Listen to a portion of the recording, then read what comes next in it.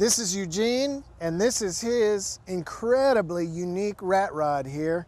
There is so much on this ride that I can't even begin to tell you what this thing has going on, so we're going to let Eugene take off. I can. Go for it. This is a 1930 Model A Ford rat rod. It was a two-door sedan converted into a pickup. It was converted to a pickup before I got it. It was just a shell. And I took two halves of two kinds of Jeeps and put them together for frames, changed the axles underneath it, and put four-wheel drive under it. This thing has every part imaginable you can think of.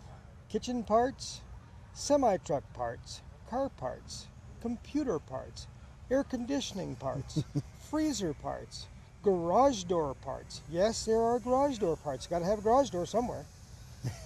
Including an original can opener. So I guess you want to walk around, we can do it. You know, something I noticed that's really unique on this is that it's a right-hand drive. Can you tell us anything about the history of that? The history of the right-hand drive, it was a regular left-hand drive vehicle when I started. Then, while in the process of building this thing, a man helped me to build this. His name is Boomer Dottel, owner of the former Roadster Auto Sales here in town. They specialize in building hot rods and custom cars. He has a garage full of neat hot rods, but I can't tell you where they're at. Anyway, with his little bit of expertise and help, I started getting parts and putting them together, and this is where it ended. The right-hand drive was actually hand put in there for myself for racetrack safety. When you push off sprint cars, what this is designed to do, most of the time you run in a circle to the right. Well, when you push off the sprint car, he takes off to the track, you dive off to the right, and then go on and get your next car. The steering system on the right-hand side provides for having no extra person in the vehicle, so you're responsible for your own actions. So that's the reason for that right-hand drive. I see. Interesting. Well, walk us around and show us some of the gadgets you got on this thing. Well, let's start with number one, the most important part. This is the key. This came out of a 99 Freightliner semi-truck.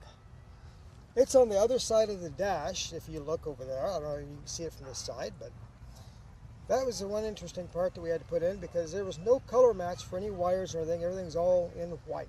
So we had to guess and go and learn as we went. The mirrors came off of a 1963 Chevrolet step-side van. And these are factory mirrors. They're still in good shape. The glass is still factory original to my best of knowledge. The frame that it came on, they were just some junk mirror brackets I got at a swap meet. Doors are original. This in here was actually run over flat. It was hammered out by the body man. His name is Roy Pineda. He hammered it out good enough to make it fit the car. Then we re-welded the inside of this thing after we got the car pretty much put together. If you look inside here, this nice stainless steel dash, even though it might be a little scratched, this stainless steel dash was actually the top shelf of a salad bar. You look over here on the roof, and this is a walk-in freezer light up on the roof inside here. That freezer light, common in any walk-in. The speedometer in this vehicle, 1963 International School Bus. You look in there at the brake pedal on the floor. The brake pedal is a 1984 Pontiac Grand Prix, any of your G model GMs. The shifter actually came out of a 1971 post office Jeep, as well as the steering column. Gas pedal on the other side came out of a 98 Geo Metro. The seats were a 1971 Dodge van. The running boards, which if you'll notice, they are like see-through. You come over here and look, it's regular grating. These running boards are actually steps off of a semi-truck round fuel tank that goes down the side of the semi-truck. The stainless steel splashing you see here is actually the bottom part of a pan off of a commercial air conditioner. I was actually given this stuff to scrap up, and I didn't. These are 1952 Jeep. This is like Jeep pickup or Jeep station wagon. This is not the little four-wheel drive style that you see J2As and things like that. This is a full-size Jeep, fenders, left and right. Come around a little bit farther, and you come up with headlight buckets. Came off of an antique wrecker bed. These are 1952 Dietz lights. Supposed to have spotlights in them for work lights, but I decided to put, if you want to get a little closer look on it, it's got T3 early GM style headlights, which is common to find in most of your good rat rods. The engine came out of a 1978 GMC 6000 series, and all I did to this one here was put a new timing chain on it, change the intake manifold, put the exhaust manifolds on it, and change the valve covers on it, and installed it. I didn't even have to open it. It runs good. These nice little chrome rods here. That's not chrome rods, by the way. Those are golf clubs.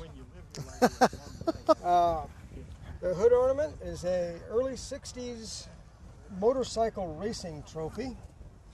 Hood ornament, below that, it looks like a Chevrolet emblem. I actually put Ford in the middle of it. I don't know if you can zoom in on that. But the Ford emblem, the Ford was put in there. It says Ford powered by Chevrolet. That's the only way I know how to fix a good Ford. Tow hooks. Tow hooks on the front of it. Came out of off of a 1992 Isuzu cab-over medium-duty truck. The wrench is a 1895 J.H. Williams lathe wrench, and if you look at it, it still has its original numbers, and it still says hardened on it. This was unknown. I found this in a junk pile and took it out from underneath a pile of cars, and we decided to make it fit because it looked like it should fit. Stack of bumpers is a series of, again, post office Jeep bumpers. I had to find them all over the country. Now, garage door parts, we mentioned that, didn't we? Garage door parts, this is a take-up rod or a torque rod for your horizontal garage doors. Hubs on this thing.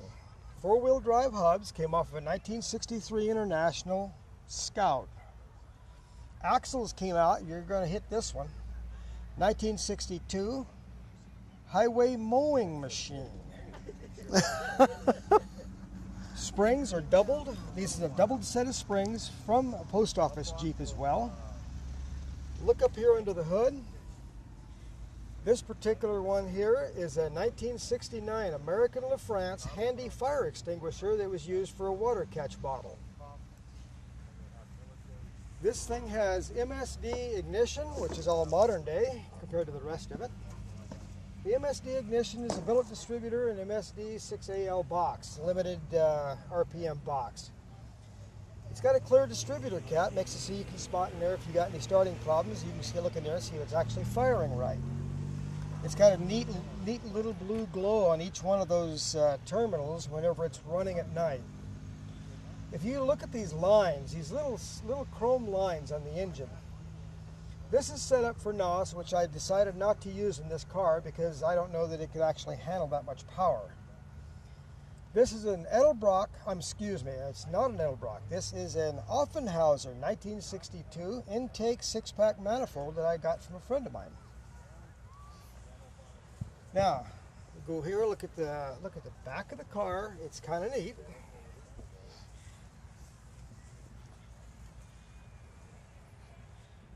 Tail lights. These things came off of a Cushman golf cart.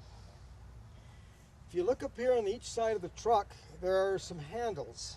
Those are grab handles off the rear of a 1965 Ford Welch bed fire truck. Antique mailbox, of course. Gotta have that. The bottom pan on this bottom pan is a backsplash from a commercial kitchen stove. The sides are that part of those air conditioner parts I was telling you about earlier. The air conditioner, this was a swamp cooler commercial air conditioner that was actually 6 feet square. I cut them down and made them actually fit using natural bends on it, and it looks like it's fit like it's made for it. Now, if you look real close, I used buffalo nickels as washers to hold this up. That's amazing. Again, we can thank someone else called Waterjet Incorporated of Albuquerque. Waterjet was nice enough to cut this neat Route 66 emblem for me. He also, when he cut it, made the holes to fit my 1925 Coca-Cola bottle opener.